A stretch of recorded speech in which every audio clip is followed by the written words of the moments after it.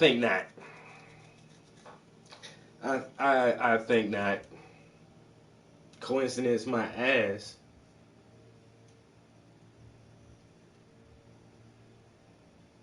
Trap house. What are you telling these people? Doo doo.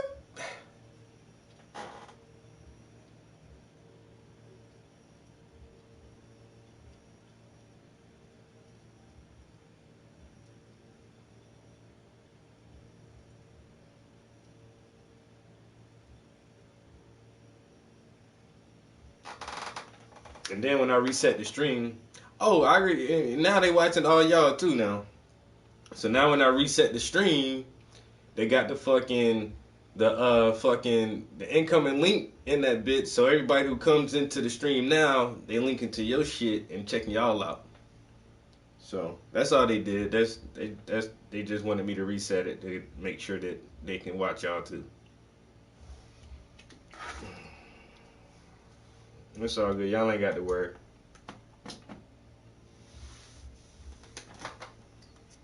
Y'all ain't got to worry. Y'all'll be alright, man.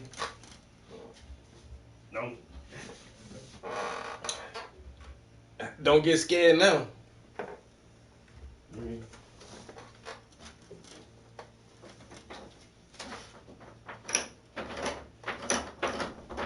Up, you motherfucker! Ah, damn it! Why won't this fucking shit stay up? All right, stay up. Shit, that's not high enough. Ah.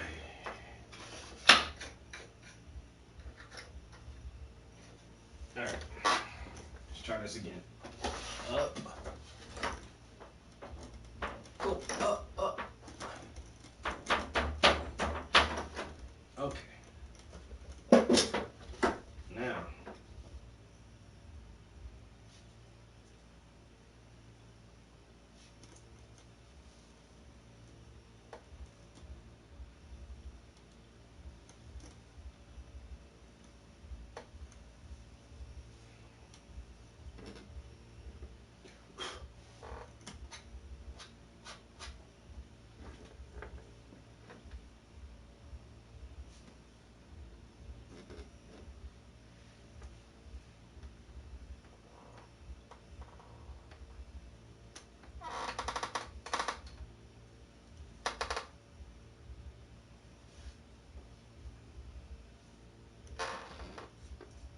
I'm coming, guys.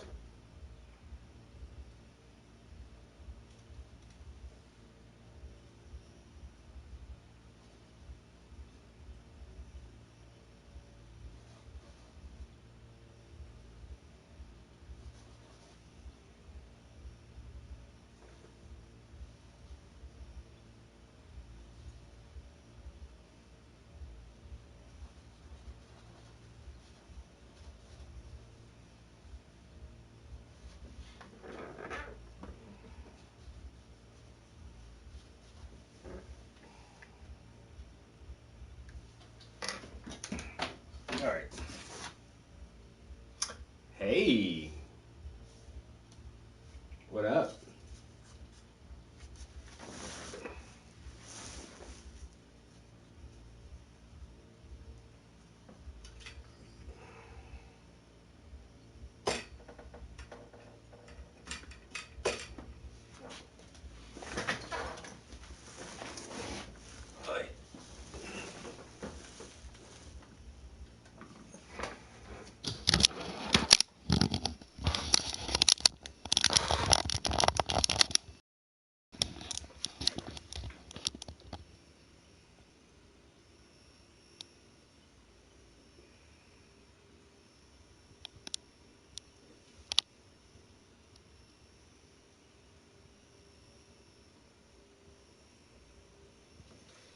Yeah.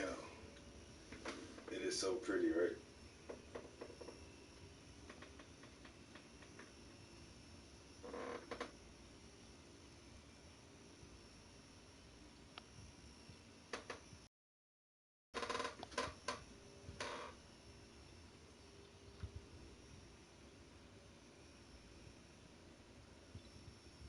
So I'm gonna be detailing the hair some more and getting some of them thinner lines and highlights in there. So this piece is coming along nicely. Nicely. Damn, that shit look good. I ain't gonna lie, girl. Augie will get this shit to you. I ain't lying. I ain't gonna lie. Let me stop right now. God damn.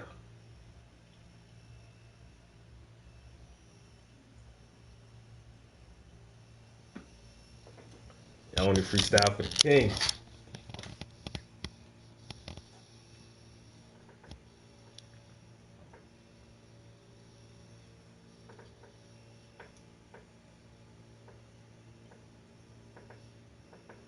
Respect Life? I did not. I did not watch that. Take a screenshot of this. So I know to watch that shit later on. Man, I got an email today from Sprint. Man, they told me Hulu free. That shit, is it on Hulu? Man, I might get to watch that shit for free. Oh, damn. I thought somebody was in a room with me. Who the hell is that? Oh, girl, you better stop playing with me. Shit. What the fuck? Don't tell me that. I'm missing something good? Oh, man. You said that was a movie, ain't it? Respect Life? It's on YouTube? Yo, I'm telling you right now, bro, that shit corny. If that shit corny, I might have to make a social media post about it on Facebook. This motherfucker told me to watch this bullshit ass Respect Life, low budget, B ass actor.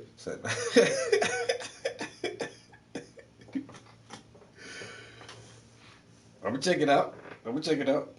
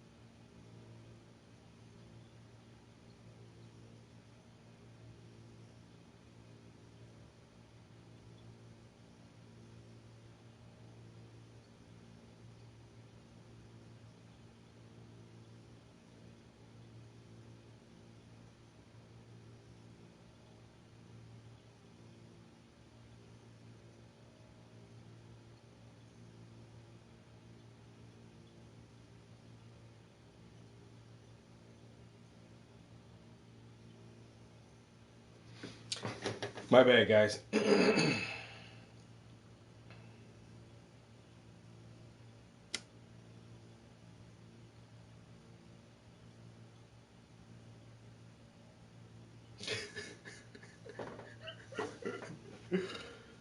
Oh my damn. Oh yeah. Oh yeah.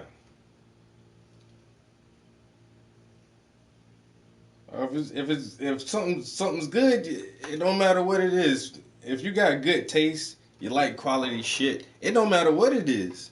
If it's food, if it's clothing, automobiles, women, art, jewelry. You just know good shit when you see good shit. You know, music, movies, all the same thing. All movies ain't good, but you know a good movie when you see it, and all TV shows ain't good, but you know a good show when you see it. If you got good taste, you know what I'm saying? That's an if. Cause some motherfuckers just like trashy ass shit. You know, they want to watch goddamn soap operas and reality TV all day. And if that's what you like, hey, I can't hate on you for that. You know what I'm saying? Cause you like watching soap operas and reality TV. That's on you. I like something with a plot. You know what I'm saying? Something with some suspense. Hey, wait a minute. Hey, wait a minute.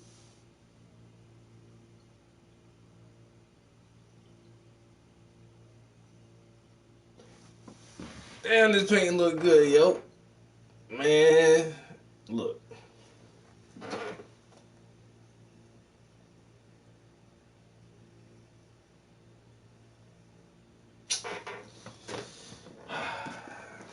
Be surprising my damn self. Huh? Say it again.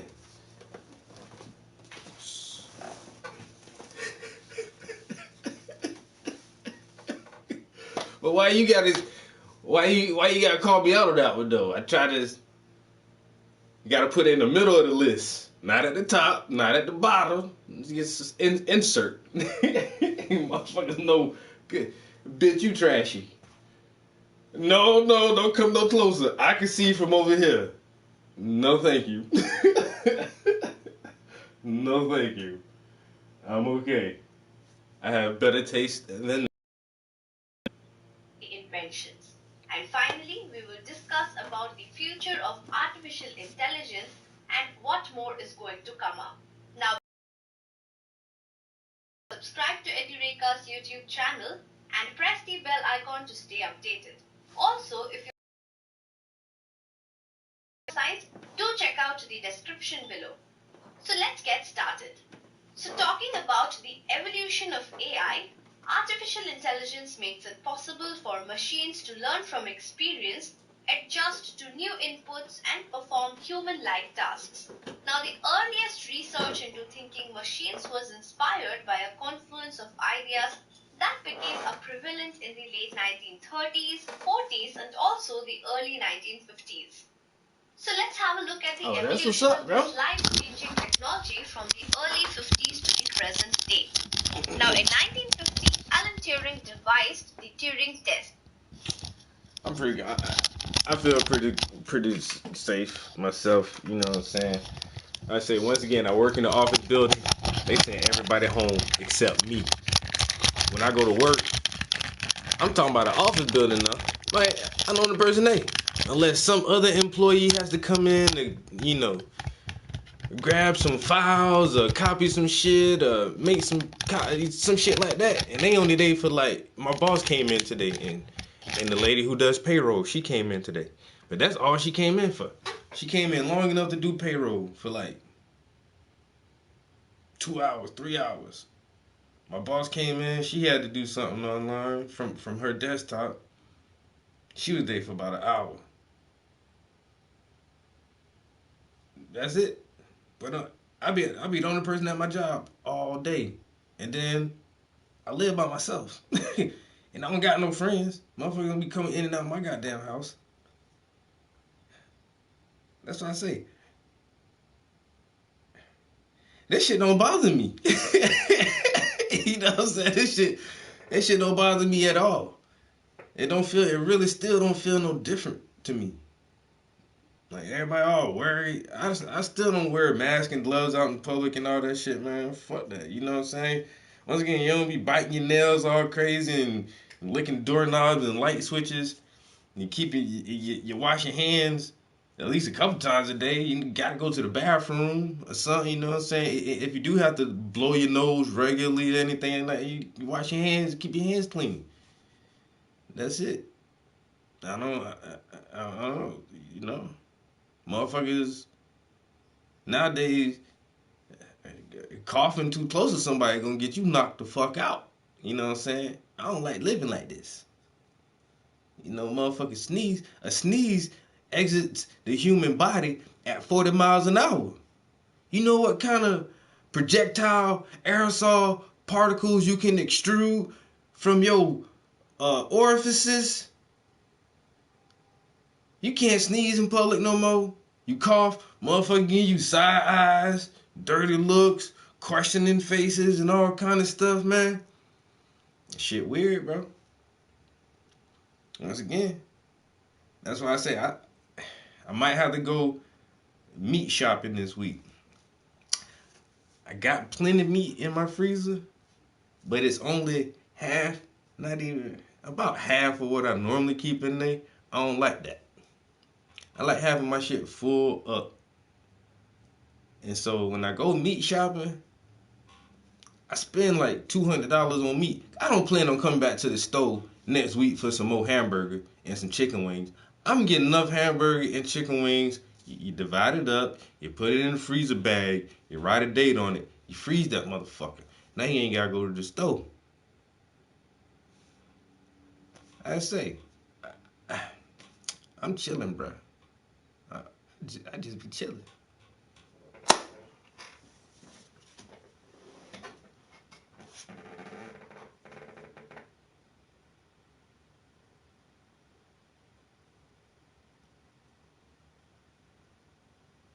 Exactly. For people like us, the intellectuals, not saying that nature is a bad thing. I love nature. I like looking at ladybugs and tadpoles and goddamn robins and shit like that. Babbling brooks and flowing waterfalls. That shit is beautiful. Nature hikes through the woods and all that shit. But then you got mosquitoes and ticks, bears, you know what I'm saying? Dehydration, sunburn. Some people get sunburn. You know, I don't mind the beach. I go to the beach. I put my feet in the salty ass seawater, ocean water, where all the animals piss and shit in. You know, you want to go swimming in that. You know, I don't mind the outside. And I think we need outside, you know, because some people need sunlight to help metabolize vitamin D. It's just a necessity. It's like a form of photosynthesis in a way. So you got to get some sunlight. It's a part of your diet. You need to be outside. I got a big yard. I got to cut grass and shit like that. That's enough outside for me. You know, I cut my grass. I rake my yard. And I come do this shit. I hate it for really outdoorsy people who love being at the beach, who love hiking and mountain climbing and riding goats. I don't know what the fuck y'all be doing outside. But I know y'all stressing right now. Me and my man Puff, hermits. You know what I'm saying? Puffing, they making beats and writing codes, nigga. You can't do that shit outside in the elements. You know what I'm saying? I'm in here writing raps, painting pictures. I can't do that shit outside in the elements, man. I need to be inside to do this stuff. So I don't have a problem. I don't feel like I'm quarantined. I don't feel like somebody is making me stay in the house. I make my damn self stay in the house.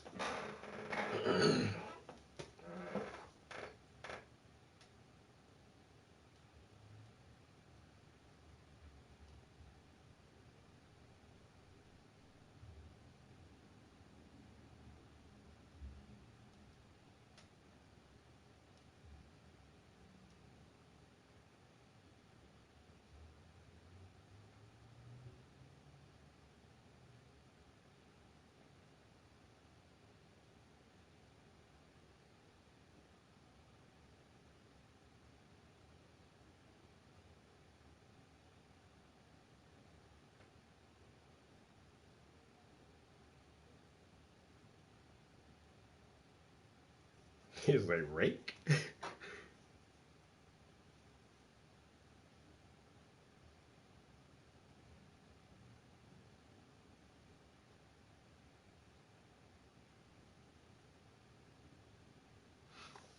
I'm telling you, man. That's why you the professor now. The millionaire and his wife. The movie star. The professor and Marianne. Let me cut that shit out. But yeah, you know, it's all gravy over here, baby. It's all gravy, baby. Dracula. Dracula. Coola. Ah, I want to suck your blood. Dracula. They used to call me Vlad, Vlad Impaler. But now I just go by the count.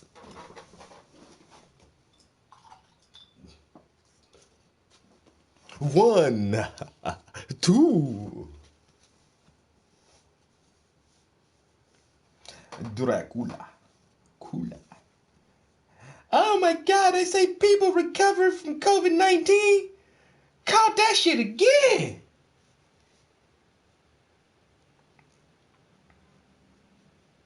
Shit like herpes, boy. Ain't no recovering from it. It keeps coming back.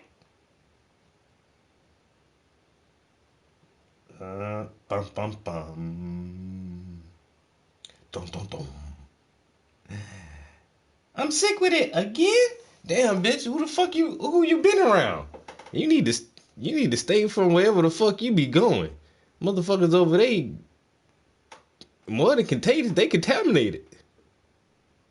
Your whole shit is contaminated, man. What you doing? Stay your ass from over there with them dirty ass people. You know them niggas don't wash, huh? What you mean? I been told you them people don't wash. You still go over there fucking with them.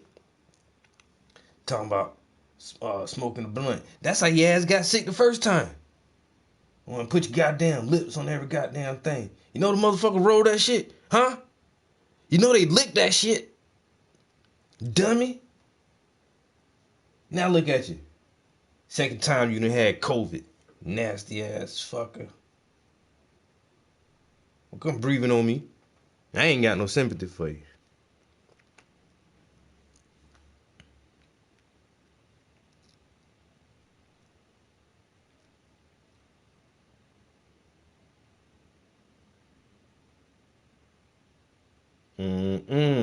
D1.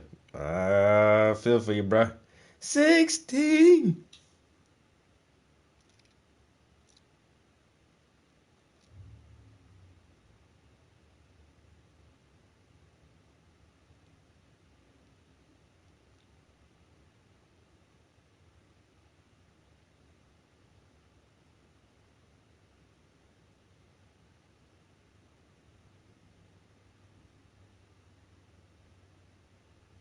I'm a bit in his wardrobe. Damn.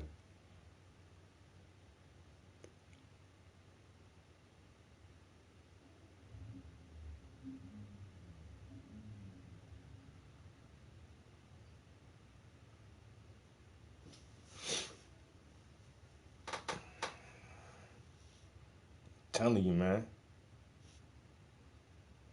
Times has changed, bro. Motherfucker be like, oh, drink out the bottle. The alcohol kill the germs. Not these germs, nigga. Don't you put your goddamn mouth on my shit. Man, that's alcohol. Bitch, this not rubbing alcohol, you dummy. Get the fuck out of here. I know your mama and daddy related. Yo, you gonna let me hit the blunt? Hell no, nigga.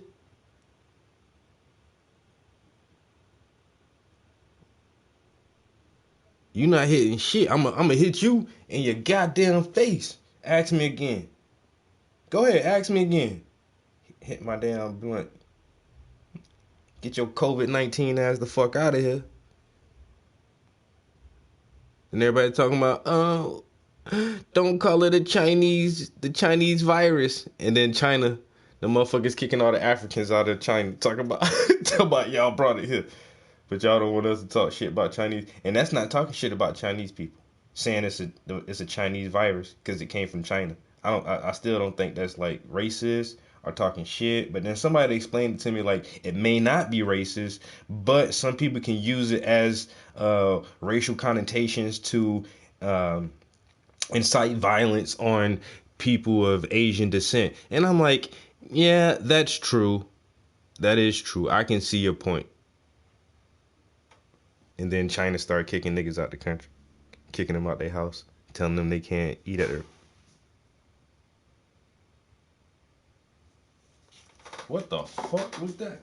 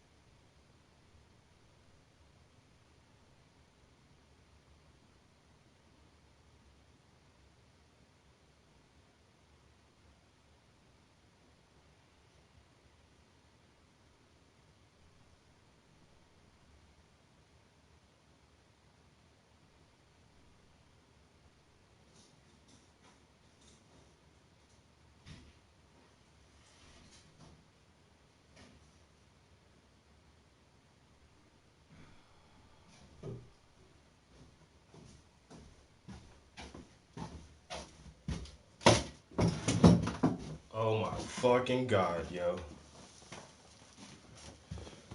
Oh, swear to fucking god, dude. If it's not one thing, it's something the fuck else, bro. Oh, this shit is so stupid right now. Swear to god.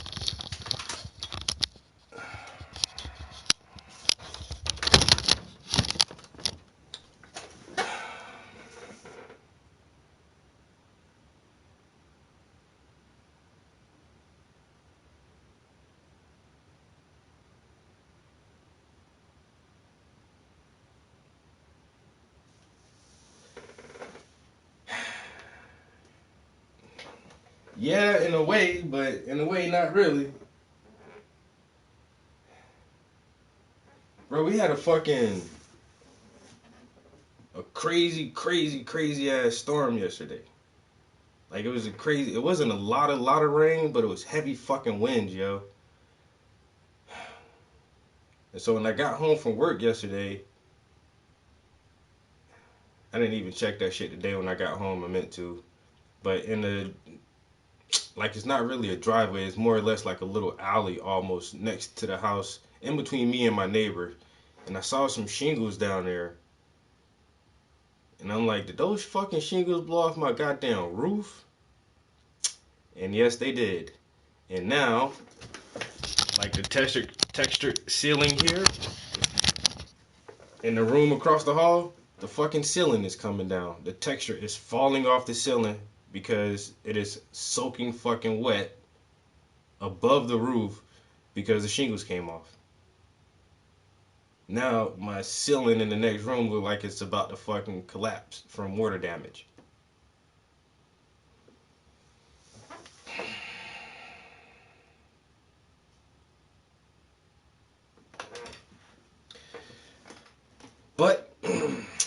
this is what homeowners insurance is for. So I have homeowners insurance. It's probably too late to call them now. It's after 5, so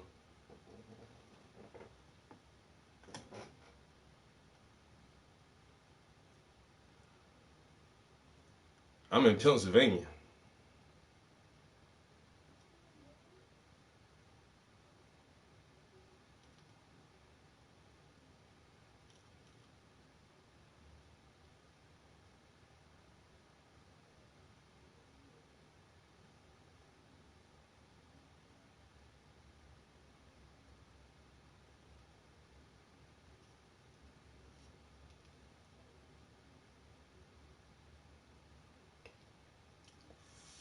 Fuck. I just hate having to go through this shit, yo. Like, and will insurance cover all the fucking damage? And like, how bad will it be before somebody gets out here to repair that shit? Bro, I got a 3-story fucking house. But get to the roof from outside, bro. That bitch crazy, bro. This is a big ass motherfucking house, bro.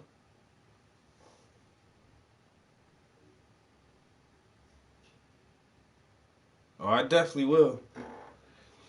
I need to take a piss now. I'm gonna go to the bathroom. I'm gonna come back. I'm gonna try to paint a little bit more, but I need to get some pictures and of this shit and email my fucking insurance company.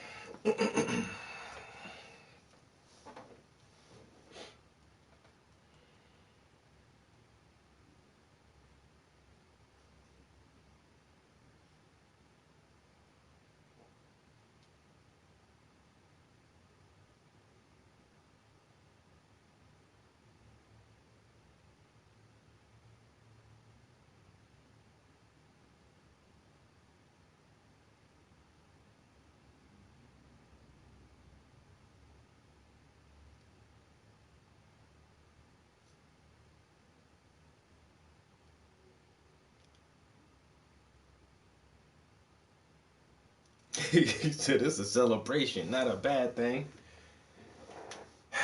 I don't like having niggas all in my house, all doing all kind of shit, man. You know what I'm saying? Now I gotta monitor motherfuckers, and I don't know. I just hate having to work on this fucking house.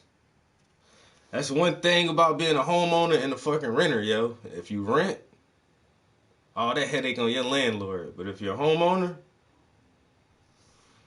like I say, this house too fucking big not to have homeowners insurance though, man. Like I say, 5 bedrooms, 2 full bathrooms, big ass property. Like, gotta keep insurance on this bitch. Got flood insurance and everything. I got too much art in this motherfucker, yo. I can't. If anything ever happened to this shit, yo.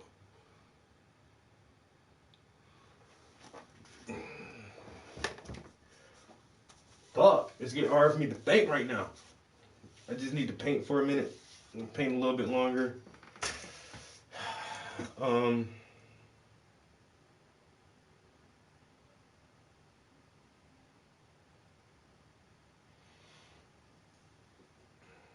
And I'll call my insurance agent tomorrow.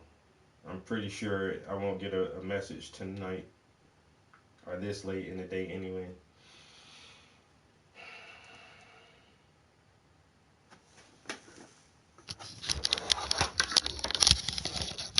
Oh, that's what's gonna happen. Yeah, if they have to patch anything and like the ceiling, like I say, the fucking. Well, I just took a picture of it.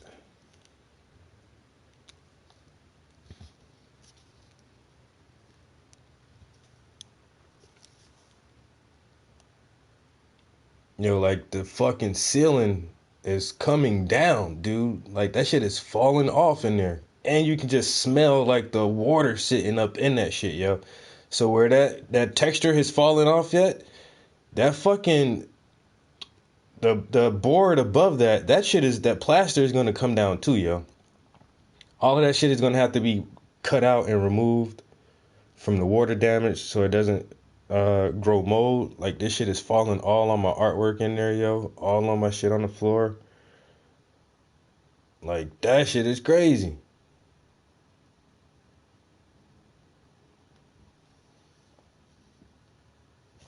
As soon as I seen them shingles on the ground, I was like, oh my fucking god. But then once again, the roof is so fucking high. Like I walked across the street and you still can't see it. In order to see it, you have to go across the street in the neighbor's house and go upstairs in their house and look out their window just to see my fucking roof, to see how bad the damage is. So I seen a few shingles laying on the ground. I'm like, that's not a lot. Shouldn't be that bad. But you can't really see it. You can't see where the fucking damage is at because the roof is so high. So I'm like, maybe there won't be a problem. Psych, nigga, is always a problem. Always. Something is always going to go wrong. Remember that. So prepare for the worst. You know how I prepare for the worst? I got me a decent ass homeowners insurance package. Just in case. That's how you prepare, nigga. You got, hey, shit gonna happen, bro. You better be prepared. You ready? You ready? Okay. I'm gonna throw the shit at the fan right now. I'm gonna throw the shit at the fan. So you ready now? Yeah, I'm ready. And then the shit hit the fan, and motherfucker realized they weren't ready. And then now you got shit all in your face. Looking silly. You idiot.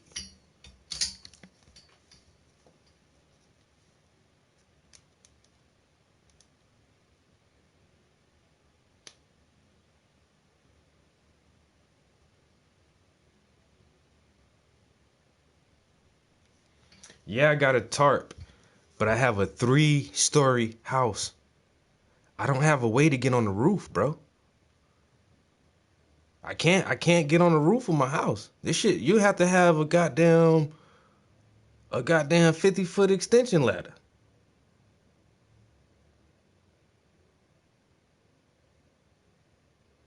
I don't even know where I can rent a ladder that big and then transport a ladder that big to get it here just to go up there and set a fucking tarp on that bitch. Cause we gonna get some old bad weather and that shit gonna keep getting worse. That's why I gotta call these motherfuckers in the morning.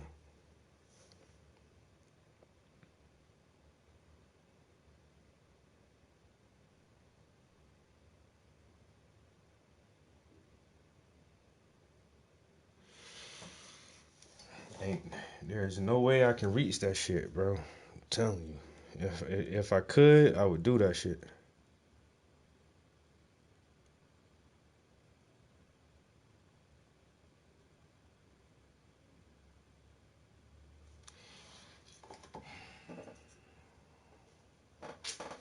Fuck me. That shit's gonna get worse Now, day if by a day. machine could carry on a conversation that was indistinguishable from a conversation with a human being, then it was reasonable to say that the machine was thinking. Then in 1956 to 74, it was called as the golden era for AI. So the Webot project in 1967 built a robot that could measure distances and directions to objects using external receptors, artificial eyes, and ears. And its conversation system also allowed it to communicate with a person in Japanese with an artificial mouth. Next, in the 1980s, a form of AI program called the Expert Systems was adopted by corporations around the world, and knowledge became the focus of mainstream AI research. A new paradigm called the intelligent agents became widely accepted during the 1990s. Now it is a system that perceives its environment and takes actions that maximize its chance of success. Now, in the first decades of the 21st century, access to large amounts of data, faster computers, and advanced machine learning techniques was successfully applied to many problems throughout the economy. And by 2016, the market for AI related products, hardware, and software reached more than $8 billion. Not just that, the New York Times reported that interest in AI had reached a turmoil, and the worldwide spending on AI systems estimated to reach around $35.8 billion in 2019, an increase of 44% over 2018, and to more than double to $79.2 billion in 2022. So the growth and evolution of AI is definitely a continuous process, and it's enormous. Now, before we start talking about the future of AI, let's have a look at the creative inventions done in the past which involves AI. Now, the beginning of the AI revolution was from the 1950s. From then, many scientists, programmers, logicians, and theorists started in solidifying the modern understanding of artificial intelligence as a whole. With each new decade, there were new innovations and findings that changed people's fundamental knowledge of the field of artificial intelligence. Also, it showed how historical advancements have catapulted AI from being an unattainable fantasy to a tangible reality for current and future generations. Now, some of the important advancements throughout the history of AI, George Shannon, the father of information theory, published Programming a Computer for Playing Chess, which was the first article to discuss the development of a chess-playing computer game. Not just that, Unimate, an industrial robot, was also invented by George Devol in the 1950s. Now, talking about the 1960s, in 1965, Joseph, a computer scientist and professor, developed ELIZA, an interactive computer program that could functionally converse in English with a person.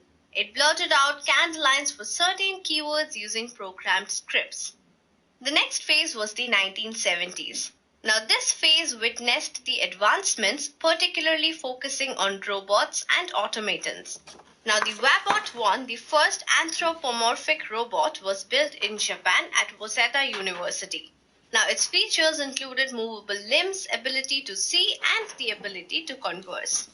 Now, in 1980s, the growth of artificial intelligence continued, and Webot 2 was built at Waseda University. This inception of the Webot allowed the humanoid to communicate with people as well as read musical scores and play music on an electronic organ. Then came the 1990s. Now, in 1995, computer scientist Richard Wallace developed the chatbot Alice, inspired by Eliza. Also, Deep Blue, a chess-playing computer, was developed by IBM in 1997. Now, in 2000, Professor Cynthia developed Kismet, a robot that could recognize and simulate emotions with its face. It was structured like a human face with eyes, lips, eyelids, and eyebrows.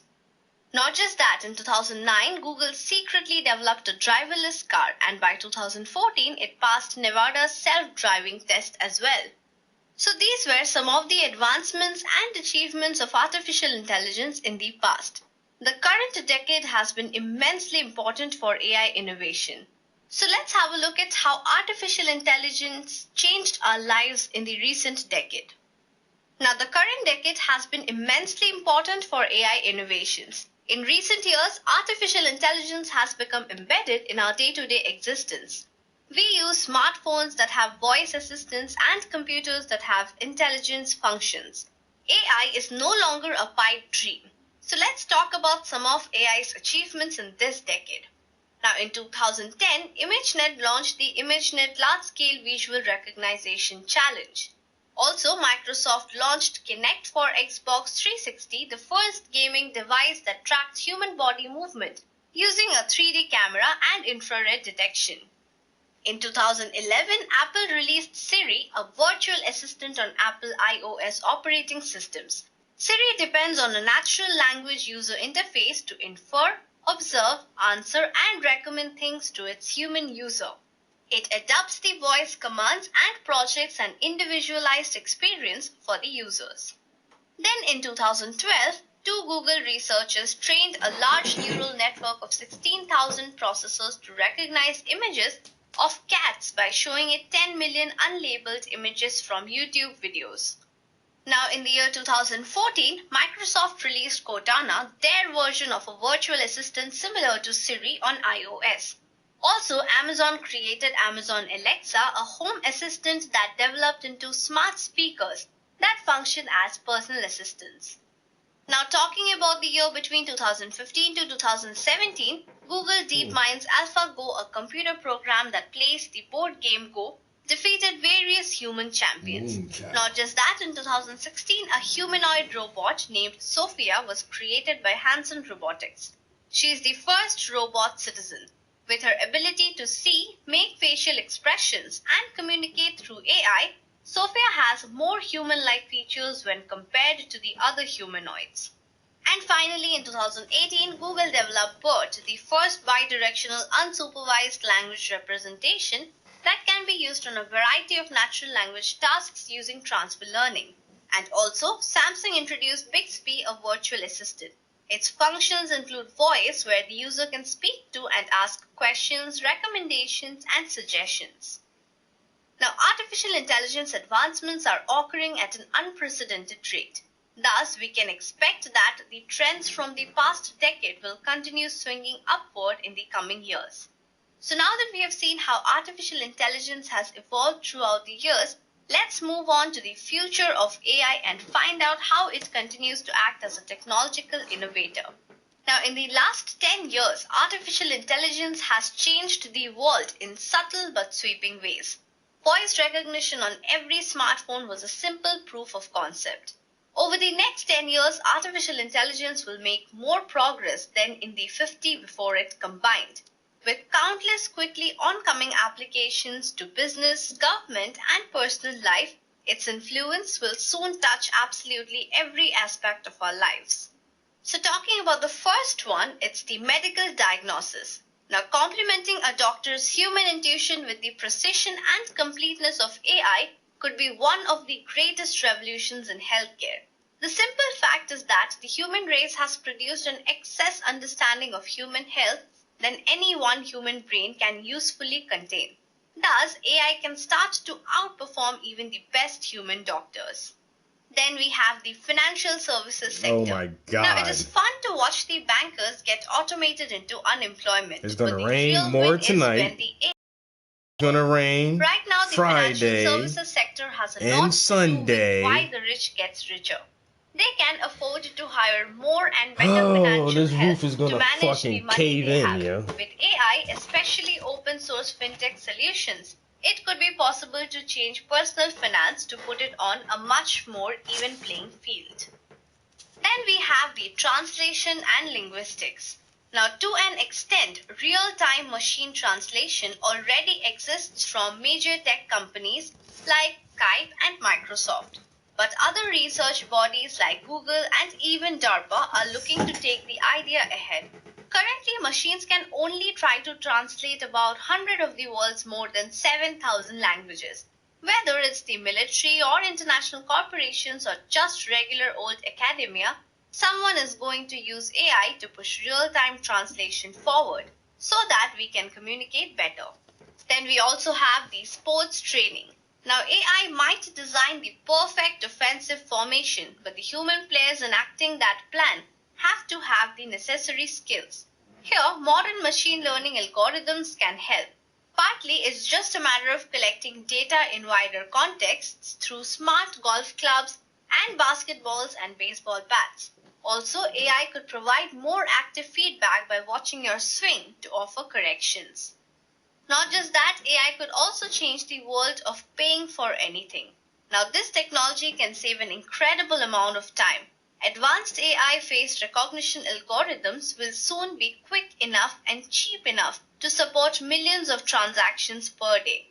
But machine learning can teach a computer to recognize more than faces. For example, Wells Fargo and others plan to secure some financial transactions with equally advanced biometric analysis of a user's voice. Not just that, artificial intelligence is also going to change your experience of shopping. Amazon is already working to make physical shopping even less hassle than online. This is only possible with the help of artificial technology. Online shopping algorithms are a dime a dozen these days, but one fascinating project from Pinterest could expand the idea to the physical world. The prediction will also play a bigger role than ever, as the companies use AI to suggest the perfect product to shoppers and to make sure that the product is stocked up back at the warehouse. The next interesting thing is that photographs can become purchases. So have you ever clicked a picture of a product so that you can look for something similar in the stores? Amazon, the giant e-commerce platform, has already incorporated a visual search option on its mobile application.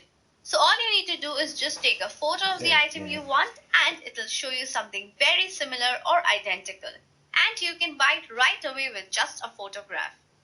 Not just that, running a business is also going to be simpler with AI.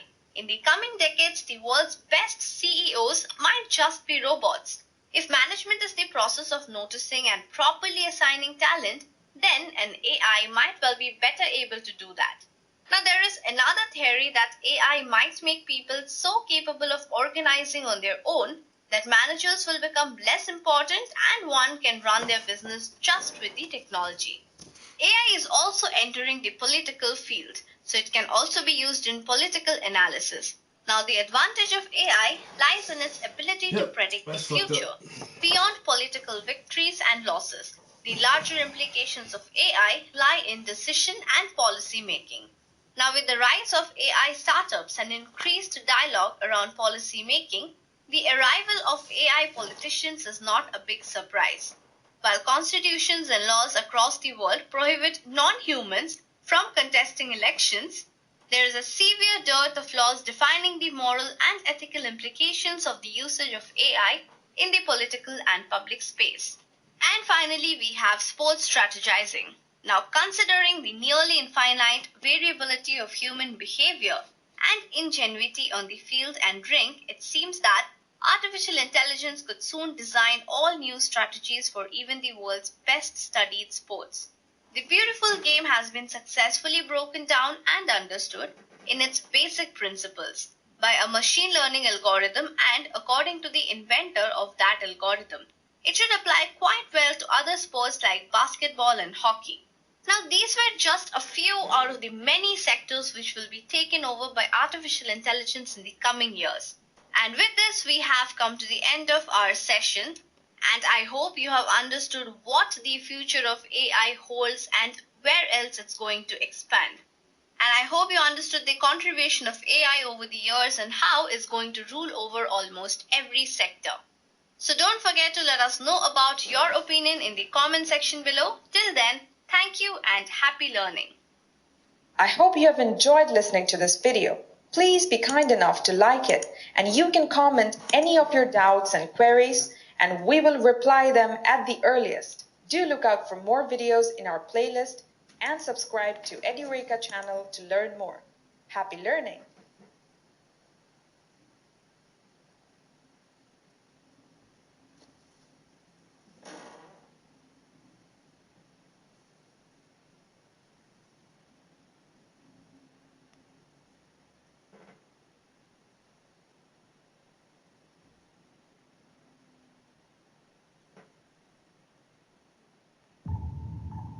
People are not asking the right questions. They're not asking the right questions because they kind of think they already know the answers.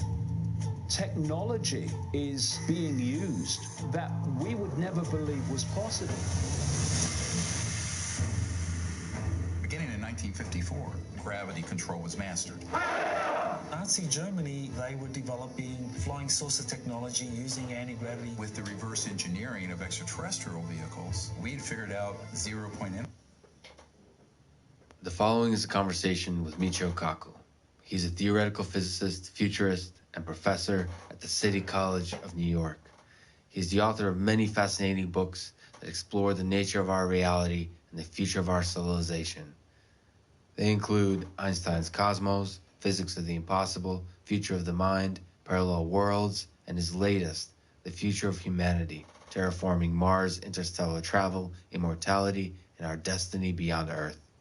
I think it's beautiful and important when a scientific mind can fearlessly explore through conversation subjects just outside of our understanding. That to me is where artificial intelligence is today, just outside of our understanding. A place we have to reach for if we're to uncover the mysteries of the human mind and build human level and superhuman level AI systems that transform our world for the better. This is the Artificial Intelligence Podcast. If you enjoy it, subscribe on YouTube, give it 5 stars on iTunes, support it on Patreon, or simply connect with me on Twitter at Lex Friedman, spelled Fridman. And now, here's my conversation with Michio Kaku.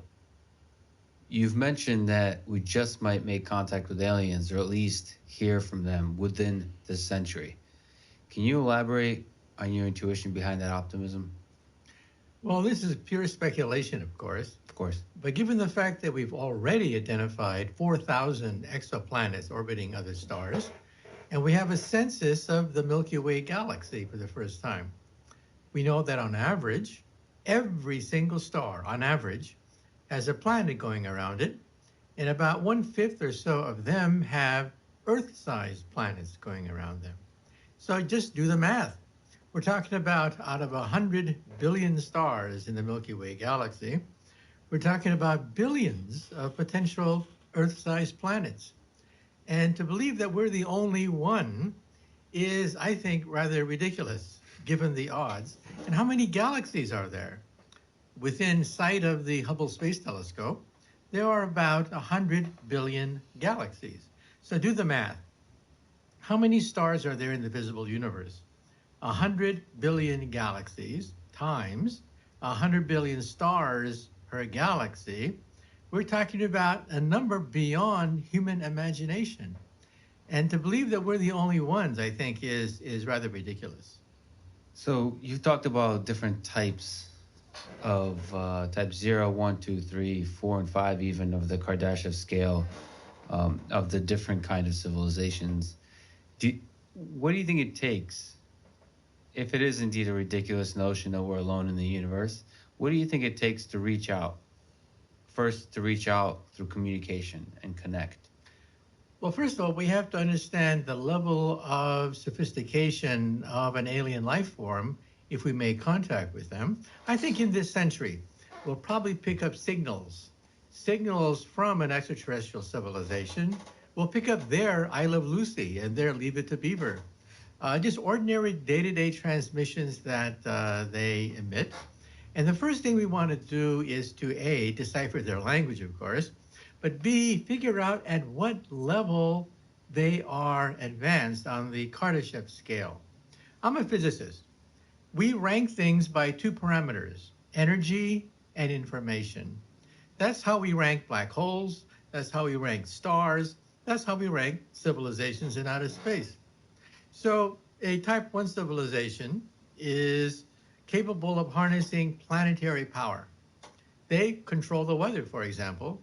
Earthquakes, volcanoes, they can modify the course of geological events, sort of like Flash Gordon or Buck Rogers.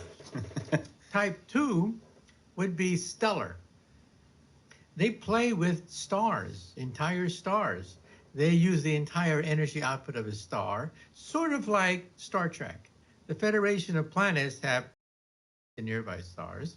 So a type 2 would be somewhat similar to Star Trek. Type 3 would be galactic. They roam the galactic space lanes.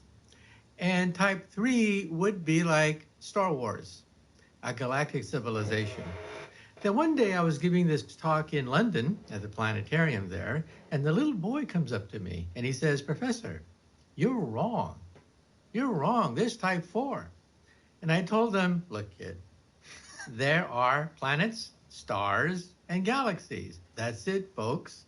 And he kept persisting and saying, "No, there's type 4, the power of the continuum."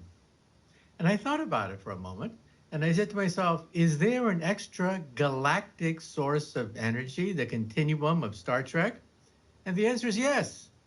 There could be a type 4, and that's dark energy. We now know that 73% of the energy of the universe is dark energy. Dark matter represents maybe 23% or so, and we only represent 4%. We're the oddballs. And so you begin to realize that, yeah, there could be type 4, maybe even type 5. So type 4, you're saying being able to harness sort of like dark energy, something that permeates the entire universe. So be able to plug into the entire universe as a source of energy. That's right. And dark energy is the energy of the Big Bang. It's why the galaxies are being pushed apart. It's the energy of nothing. The more nothing you have, the more dark energy that's repulsive. And so the acceleration of the universe is accelerating because the more you have, the more you can have. And that, of course, is by definition an exponential curve. It's called a de Sitter expansion, and that's the current state of the universe. And then type 5, would that be able to seek energy sources somehow outside of our universe? And how crazy is that an idea? Yeah, type 5 will be the multiverse. Multiverse. Okay. I'm a quantum physicist, and we quantum physicists don't believe that the Big Bang happened once. That would violate the Heisenberg uncertainty principle. And that means that there could be multiple bangs happening all the time. Even as we speak today, universes are being created. And that fits the data. The inflationary universe is a quantum theory. So there's a certain finite probability that universes are being created all the time. And for me, this is actually rather aesthetically pleasing because, you know, I was raised as a Presbyterian, but my parents were Buddhists. And there's two diametrically opposed ideas about the universe. In Buddhism, there's only nirvana. There's no beginning, there's no end, there's only timelessness. But in Christianity, there is the instant when God said, "Let there be light." In other words, an instant of creation. So I've had these two mutually exclusive ideas in my head, and I now realize that it's possible to meld them into a single theory. Mm-hmm. Either the universe had a beginning or it didn't, right? Wrong. You see, our universe had a beginning. Our universe had an instant where somebody might have said, "Let there be light."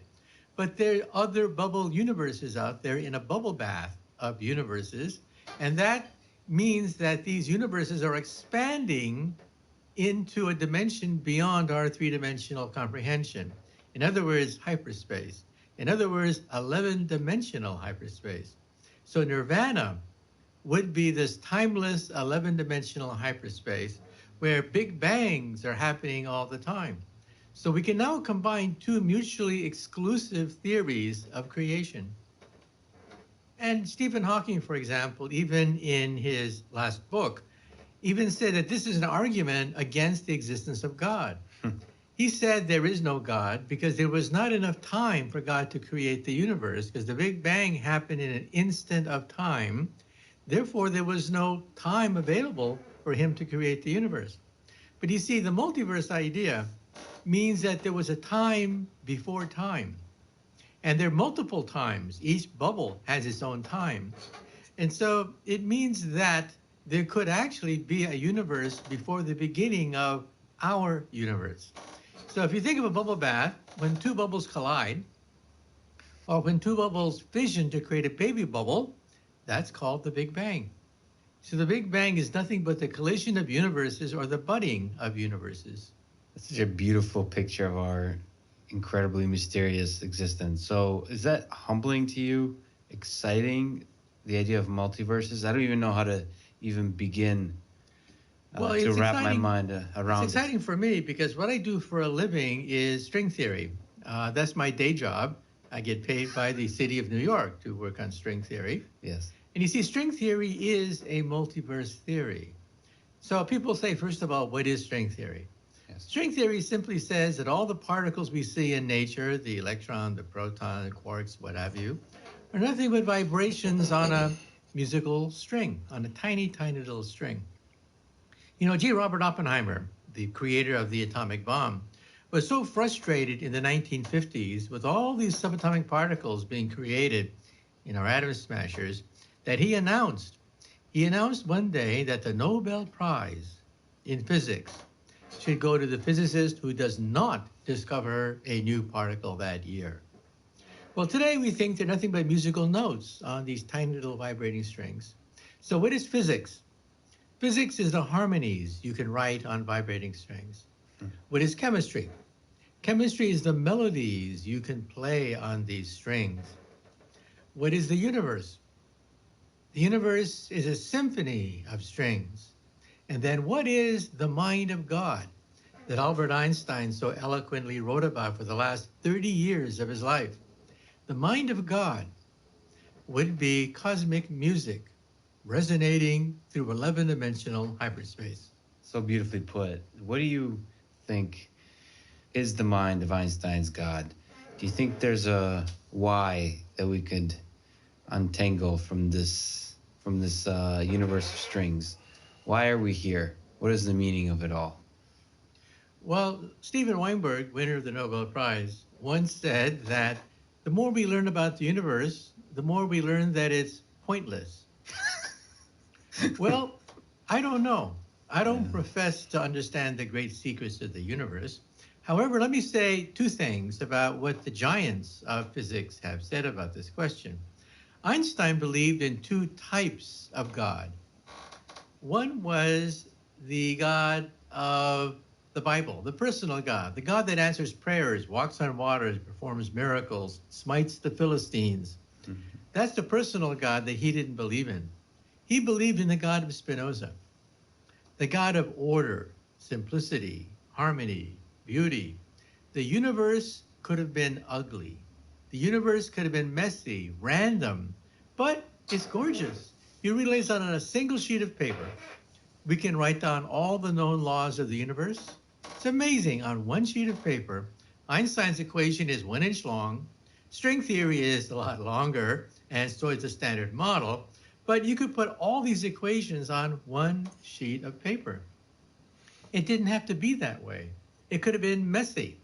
And so Einstein thought of himself as a young boy entering this huge library for the first time, being overwhelmed by the simplicity, elegance, and beauty of this library. But all he could do was read the first page of the first volume. Well, that library is the universe with all sorts of mysterious, magical things that we have yet to find. And then Galileo was asked about this. Galileo said that the purpose of science is to determine how the heavens go. The purpose of religion is to determine how to go to heaven. So in other words, science is about natural law. And religion is about ethics, how to be a good person, how to go to heaven. As long as we keep these two things apart, we're in great shape. The problem occurs when people from the natural sciences begin to pontificate about ethics and people from religion begin to pontificate about natural law. That's where we get into big trouble. You think they're fundamentally distinct, morality and ethics and our our idea of what is right and what is wrong, that's something that's outside the reach of string theory and physics. That's right. If you talk to a squirrel about what is right and what is wrong, Yes. there's no reference frame for a squirrel. And realize that aliens from outer space, if they ever come visit us, they'll try to talk to us like we talk to squirrels in the forest, but eventually we get bored talking to the squirrels because they don't talk back to us. Same thing with aliens from outer space. When they come down to Earth, they'll be curious about us to a degree, but after a while, they just get bored because we have nothing to offer them. So our sense of right and wrong, what does that mean compared to a squirrel's sense of right and wrong? Now, we, of course, do have an ethics that keeps civilizations in line, enriches our life, and makes civilization possible. And I think that's a good thing. But it's not mandated by a law of physics. So if alien species were to make contact, forgive me for staying on aliens for a bit longer, do you think they're more likely to be friendly, to befriend us, or to destroy us? Well, I think for the most part, they'll pretty much ignore us. If you were a deer in the forest, who do you fear the most? Do you fear the hunter with his gigantic 16-gauge shotgun? Or do you fear the guy with a briefcase and glasses? Well, the guy with the briefcase could be a developer about to basically flatten the entire forest, destroying your livelihood. So instinctively, you may be afraid of the hunter. But actually, the problem with deers in the forest is that they should fear developers, because developers look at deer as simply getting in the way. I mean, in War of the Worlds by H.G. Wells, the aliens did not you read the book, the aliens did not have evil intentions toward Homo sapiens. No, we were in the way. So I think we have to realize that alien civilizations, they view us quite differently in science fiction novels. Now, I personally believe, and I cannot prove any of this, I personally believe that they're probably going to be peaceful because there's nothing that they want from our world. I mean, what are they going to take us? What are they going to take us for? Gold? No, gold is a useless metal for the most part. It's silver, I mean, it's golden color, but that only affects Homo sapiens.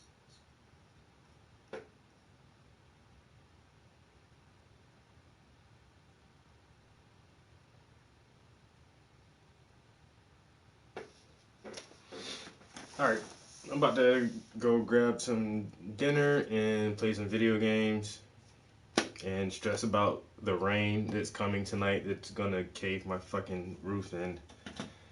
I'll get with you guys next time. Peace.